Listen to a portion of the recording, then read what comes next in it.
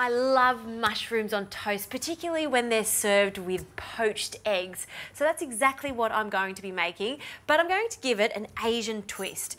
In a bowl, I'm going to add some white miso paste. For this particular recipe, I like to use white because it's milder in flavour and it's not going to overpower the mushrooms. Now for some butter, because mushrooms are like sponges and they need lots of flavour and lots of butter. Now we'll just mix that together with the back of our spoon. Now I'm going to add some garlic, and I'm using a nice fat garlic clove here because I do want to taste the garlic for this. Using a fine mincer, and we'll just tap that in there. Incorporate that.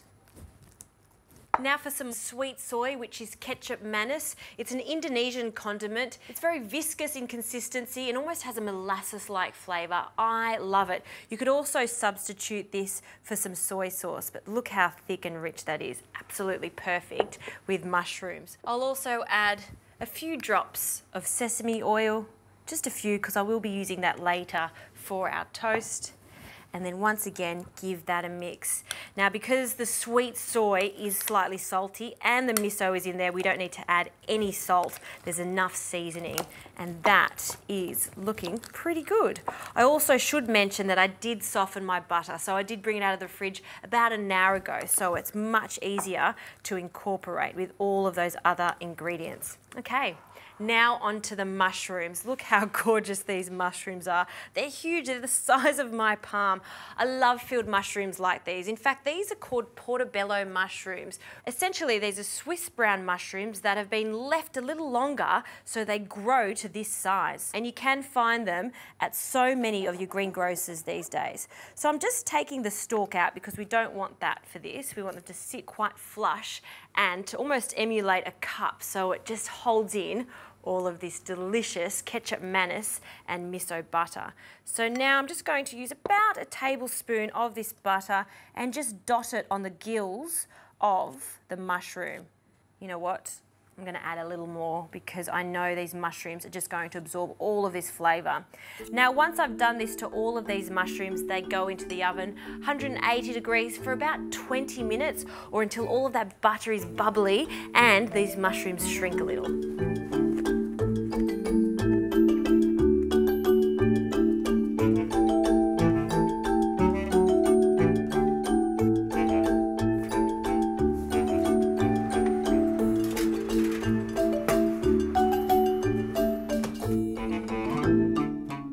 The mushrooms are almost ready, so now it's time to poach our eggs. Now when it comes to poaching eggs, it's all about freshness, really good quality fresh eggs. And just to make sure that we get the perfect poached egg, I like to break my egg into a bowl first. You don't have to do this, but I do it just to ensure that that yolk hasn't broken. Now I've got a large pot of water here and I'll add some white vinegar. The white vinegar just ensures the white wraps around the yolk and gives us that perfect teardrop shape. So now you can see that there's a gentle boil. I'll turn it up ever so gently. I'm not doing the whirlpool. You can do that if you like, but I think this works just as well. I'm just going to carefully drop the egg in, and already you can see it coming together and encapsulating that yolk. That's just going to take a few minutes, so I'll get our mushrooms out of the oven. Ooh, these smell fantastic. I can smell the butter, the miso, that Ketchup Manis, absolutely delicious. And some of them have shrunk and also flattened out. That is okay. Now for our toast. I'm just using some sourdough that I've char grilled. To give the toast some extra flavour, some sesame oil, I'll place just into a bowl. And I'll bring that over and just brush a small amount of that. I like the toasted flavour of that sesame oil. So all the way to the borders. Fabulous. And now for our mushroom. I'm going to choose this large one because, let's face it, I'm a bit of a greedy guts. And now let's have a look at the egg. It's looking good. The best way to test that your egg is ready is just to carefully take it out of the water with a slotted spoon and just poke it just in the center there. You can see that the egg whites are firm, but it's still quite soft in the center. It's nothing better than a runny yolk, just delicious. I'll place that onto some paper toweling, drain off that excess water. A small pinch of salt, not too much, but we do want to season our egg. So just crush that between your fingers. And then I'll gently lift our delicate egg and just nest it in to the mushroom. And for a garnish, totally optional, I love the addition of spring onions that have been sliced, and I've just placed them in some iced water. If you do that, you'll see that they curl up like that, so it's just fantastic for presentation.